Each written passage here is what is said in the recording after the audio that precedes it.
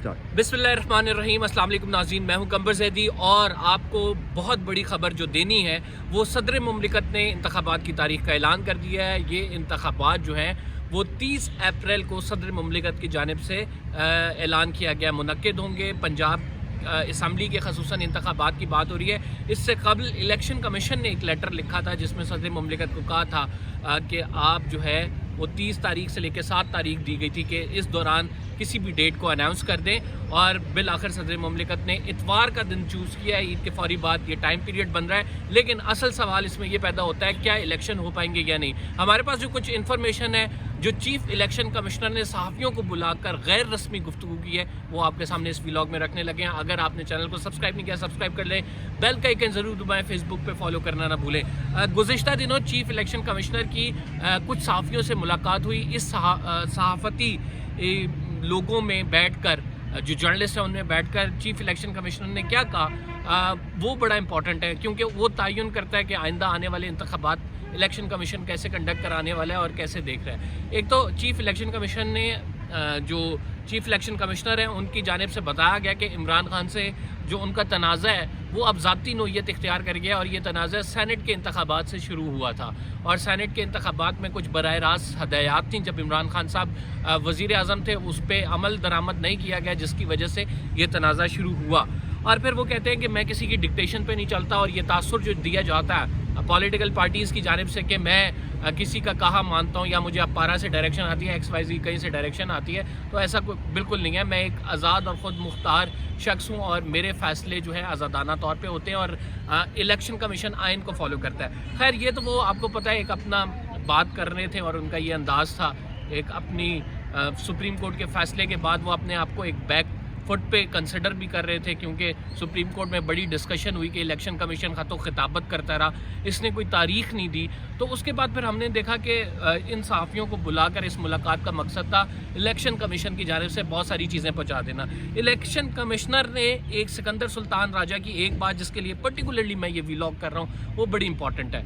वो ये कहते हैं कि अगर पंजाब असम्बली और KP असम्बली फिर जनरल असम्बली के अलग अलग इंतखाबात हुए तो ये तारीख के मुतनाज़ा तरीन इंतखाबात होंगे। इसका मतलब है कि इलेक्शन कमिश्नर अपना माइंड डिस्क्लोज़ कर रहे हैं कि ये तमाम इंतखाबात एक ही टाइम पे होने चाहिए, और एक ही टाइम का ये मतलब है कि इंतखाबात डिले हो सकते हैं, यानी ये हमें हिंट कर रहा है उस तरफ थोड़ा सा जाते हुए सिचुएशन।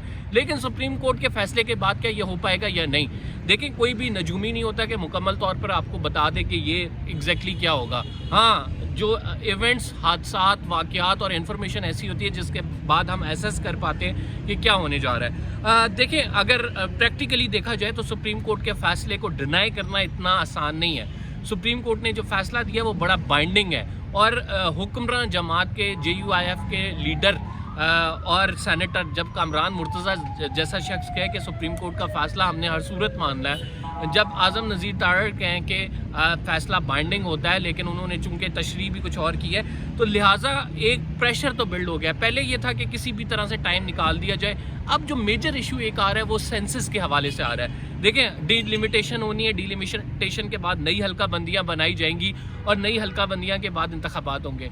इशू ये आ रहा है कि अगर इन हल्का बंदियों के साथ इंतखाबात पंजाब के यानी पुराना हल्का बंदियों के साथ और KP के इंतखाबात करा दिए जाए, फिर जनरल असम्बली के नई हल्का बंदियों के साथ हों, तो एक तनाज़ा खड़ा हो जाएगा। और यही चीफ इलेक्शन कमिश्नर बात कर रहे हैं कि ये तनाज़ा मुतनाज़ा तरीन होंगे। जो पार्टी हारेगी वो तस्लीम नहीं करेगी, क्योंकि वो ये कहेगी पहली खैबर पख्तूनख्वा में इनकी मशीनरी थी, इन्होंने अपने लोग लगाए, निगरान सेटअप में इनका जो है बड़ा अमल दखल है, ऑलरेडी इन्होंने सपोर्ट किया, हुकूमती मशीनरी को यूज़ किया, इस वजह से ये इंतखाबात जो हैं वो जीत गए। तो लिहाजा फ़ौज और दीगर इदारे भी ये चीज़ों को जानते हैं, इस वजह से उनकी कोशिश है एक टाइम पे इंतखाबात कराए जाएँ, लेकिन कानूनी तौर पे, आइनी तौर पे कोई रास्ता नहीं बन रहा। इमरान खान ने मुश्किल में डाल दिए इन सब को असम्बलियाँ तहलील करके। अब मामला ये है कि सुप्रीम कोर्ट का फ़ैसला आ गया, इंतखाबात 90 दिन के अंदर कराना या 90 दिन से थोड़ा सा स्ट्रेच कर सकते हैं, वो भी ज़रूरी है। तो अब फंस के रह गए कि आखिर होगा क्या। कल जो आर्मी चीफ़ की मुलाकात हुई है शहबाज शरीफ साहब से, उसके बाद एक राय जो है वो रिपोर्टर्स और दीगर हलकों से हमें सुनने को मिली, और वो ये है कि क्या पता जनरल असम्बली को तहलील कर दिया जाए। लेकिन अगर जनरल असम्बली को तहलील किया जाता है तो क्या ये इंतखाबात आगे जा सकते हैं, और क्या शहबाज शरीफ साहब जनरल असम्बली को तहलील करने पे मानेंगे, क्योंकि ये एक ऐसा नुक्ता था जिस पर वो ये समझते हैं कि अगर उन्होंने तहलील कर दिया तो वो पॉलिटिकल नैरेटिव उनका बड़ा डिस्ट्रॉय होगा। उन्होंने कहा कि हम ये अक्टूबर में ही इंतखाबात चाहते हैं, लिहाजा मामला बड़ा गंभीर है और बड़ी क्रिटिकल सिचुएशन बनी हुई है इस टाइम। पूरी तरह से सुप्रीम कोर्ट के फैसले को डिनाई भी नहीं किया जा सकता। अलबत्ता मसलहत जो है, सबसे बड़ी मसलहत इस टाइम सेंसस की है, वो सेंसस की मसलहत आगे लाई जा सकती है। मेरा अपना पर्सनल ओपिनियन ये है कि चीफ जस्टिस ऑफ पाकिस्तान भी एक लेगेसी लेके चल रहे हैं, और कोई भी चीफ जस्टिस ये लेगेसी छोड़कर नहीं जाना चाहता कि उसके टेन्योर में आइन की खिलाफ वर्जी हुई, और आइन की खिलाफ वर्जी करते हुए उसने सू मोटो भी लिया और उसके फैसले को माना नहीं गया।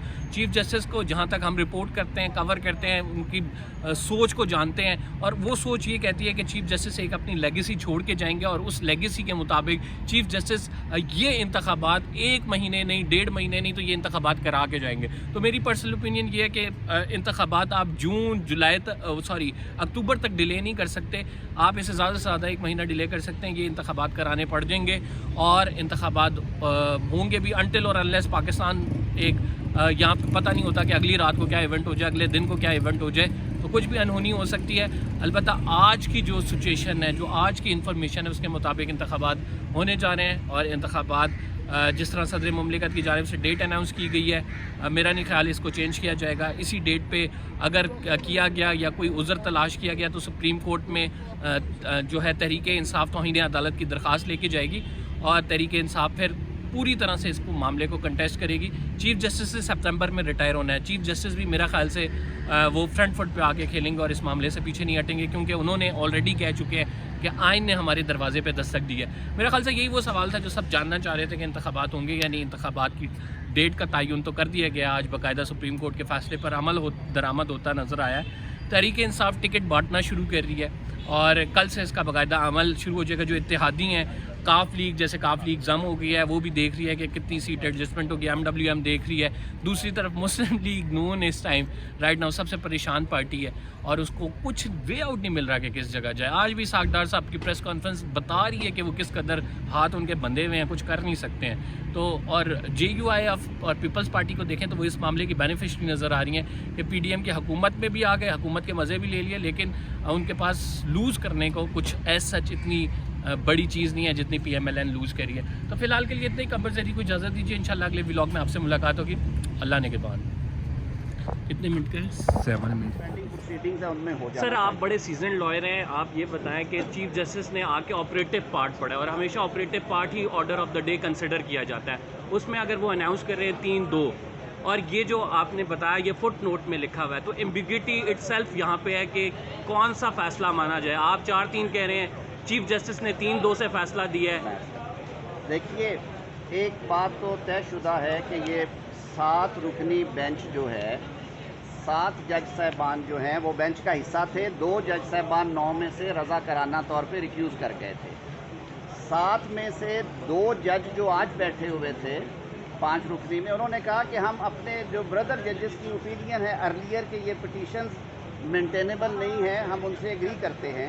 तो सर, चीफ जस्टिस ने 4-3 क्यों नहीं अनाउंस किया? चीफ जस्टिस ने 3-2 क्यों अनाउंस किया? आप मेरे ख्याल में कुछ चीज़ें ऐसी हैं जिन पे अभी मज़ीद शायद डिबेट हो, लेकिन कानून में कुछ चीज़ें वाज़ेह नज़र आ रही होती हैं।